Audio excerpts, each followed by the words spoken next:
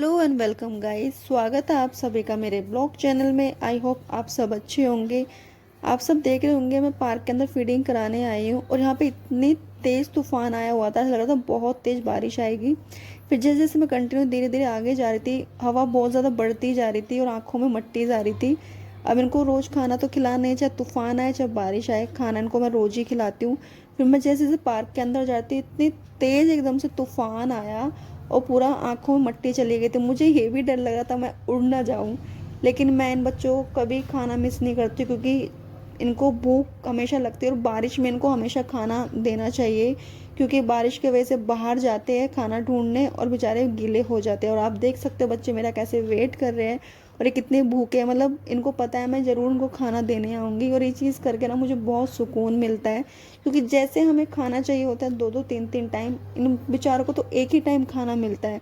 और ये देखो अलीशा को और बाकी सब बच्चों को एक शेड में आ गए थे। जब बारिश होती है तो इसके अंदर आ जाते हैं। बहुत तेज़ तूफान था, पूरी आंखों में मट्टी जा रही थी। मैं एक बच्चे के लिए स्प्रे लेके आई थी क्योंकि उसका ना मैगेट्स हो गए थे। ये भूरी है और ये भाग गई, मेरे हाथ में आई नहीं क्योंकि उसको पता चल गया था मेरे हाथ में स्प्रे है और उसको पकड़ना इतना मुश्किल हो गया था।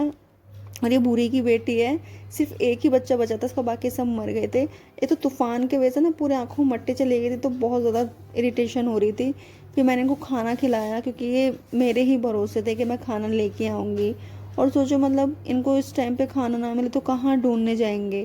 फिर मैंने इनको पेडिग्री दी। मैं हमेशा इनको फीडिंग कराती हूँ, तूफान आए आंधी आए, इवन दिवाली पे हर त्योहार पे इनको जो है फेस्टिवल पे सारा खाना मुझे खिलाना पड़ता है, क्योंकि ये मुझ पे ही डिपेंड है। इनको पता है कि मैं खाना लेके आऊँगी और मैं इनकी जो उम्मीद है वो तोड़ नहीं सकती हूँ। और आप देख सकते हो ये कितनी प्यारी है, परी छोटी सी। ये इतना प्यारा बच्चा है और वहाँ पे जो है इसकी मदर के बच्चे हैं, ये अलग वाले बच्चे हैं। और इसकी माँ भी वेट कर रही थी। बारिश का मौसम हो रहा था, लग रहा था बहुत तेज़ बारिश आएगी, तो मैंने बच्चे जो है अंदर उठा के रखे जिससे कि बच्चे गीले ना हो जाए, क्योंकि तूफान तो बहुत तेज़ आ रहा था।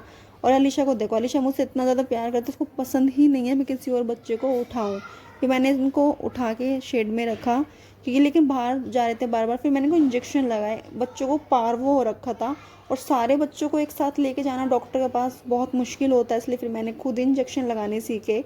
और मैंने बच्चों को एक एक करके इंजेक्शन लगाती हूँ जिससे कि सर्वाइव कर जाए, बच्चे मरे ना, क्योंकि छोटे बच्चों को पार्वो बहुत जल्दी होता है क्योंकि उनको वैक्सीनेशन कंप्लीट नहीं होती है। इसलिए मैंने सबसे बेस्ट सॉल्यूशन यही निकाला कि मैं ही इंजेक्शन लगाना सीखूँ। फिर मैंने भैया को बोला, भैया आप इस बच्चों को पकड़ो, मैं इंजेक्शन लगाती हूँ जिससे कि बच्चे की लाइफ जो है सेफ हो जाए और बच्चा जो है सर्वाइव कर जाए। फिर मैंने इसको इंजेक्शन लगाया और चीज़ मुझे सीख के बहुत खुशी मिली थी। मैं इन बेजुबानों की सेवा करना चाहती हूँ। स्ट्रे डॉग्स होते हैं, उनको कोई ट्रीटमेंट नहीं करवाते हैं, वो बेचारे ऐसी बीमारों के मर जाते हैं। तो मैं ये चाहती हूँ मुझे कोई भी डॉग्स कोई भी एनिमल्स मिले, मैं उनका ट्रीटमेंट कर पाऊँ। फिर मैं और बच्चों के लिए सिरिंज रेडी कर रही थी और अलीशा देखो मुझे कैसे देख रही है, जिसको लग रहा है जैसे कुछ खाने की चीज़ है। बट मैं इनके लिए इंजेक्शन रेडी कर रही थी कि मुझे छोटे छोटे बच्चे सबको इंजेक्शन लगाना था, क्योंकि एक को पार्वो होता है तो सारे बच्चों को पार्वो हो जाता है। पार्वो में बच्चा सर्वाइव करना बहुत मुश्किल हो जाता है, क्योंकि पार्वो में बच्चे को हम ना ही पानी दे सकते हैं ना ही खाना दे सकते हैं 5 या 6 दिन तक। इसलिए एक तो पार्क में बच्चे थे तो मैं इनको कैसे हैंडल करती, इसलिए मेरे लिए बहुत मुश्किल हो रहा था। और एक साथ बच्चों को डॉक्टर के पास ले जाना तो सबसे मुश्किल काम था और इतना ज़्यादा मैं अकेले अफोर्ड नहीं कर सकती। मैं भी एक स्टूडेंट हूँ, मैं इनकी सेवा करना चाहती हूँ कि मैं इनको खाना खिला पाऊँ। और आप देख सकते हैं मौसम कितना ज़्यादा ख़राब हो रहा है यहाँ पे। बच्चे तो सारे सेफ थे, यहाँ पे शेड में आ गए थे, सब लोग ही आ गए थे, बारिश इतनी तेज़ हो गई थी। और आप देख सकते हो परी को देखना कहाँ से निकल के आई, ये सबसे मैं इसको ढूंढ रही थी कहाँ पे गई है, तो वहाँ पे छुप के बैठी थी तो उसने मुझे दिखाया मैं यहाँ पे हूँ। मतलब इतनी प्यारी है ये। फिर मैंने इसको गोद में लिया, पूरी गीली हो गई थी मुझसे, मतलब ऐसे इसको ये था कि मुझे ले चले घर पे, मतलब इतना ज़्यादा प्यार करती है मुझसे। फिर मेरा भी ना मन नहीं था उसको छोड़ने का, फिर मैंने उसको प्यार किया। ये गीली थी बहुत, मतलब मुझे ना इतना मतलब अजीब लगता है ना, बेजुबानों कुछ भी होता है ना मुझे बहुत रोना आता है, क्योंकि मैं इनसे ना दिल से अटैच हूँ कि मैं इनको बहुत ज़्यादा प्यार करती हूँ। फिर मैं ना इस परी को अपने घर पे ले आई थी, मेरे गोद में है, ये सो गई थी मेरे गोद में।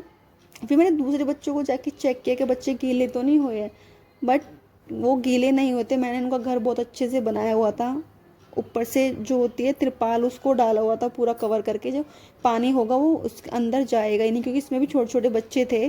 और आप देख सकते हो बच्चे सारे सेफ है, अपनी मम्मी के साथ आराम से लेटे हुए। मैंने सारे बच्चे चेक किए बारिश होने के बाद, और देखो कितना प्यारा बच्चा है, इसकी मम्मी भी आराम से बैठी, मतलब बहुत ना सुकून मिलता है मुझे इनकी सेवा करके।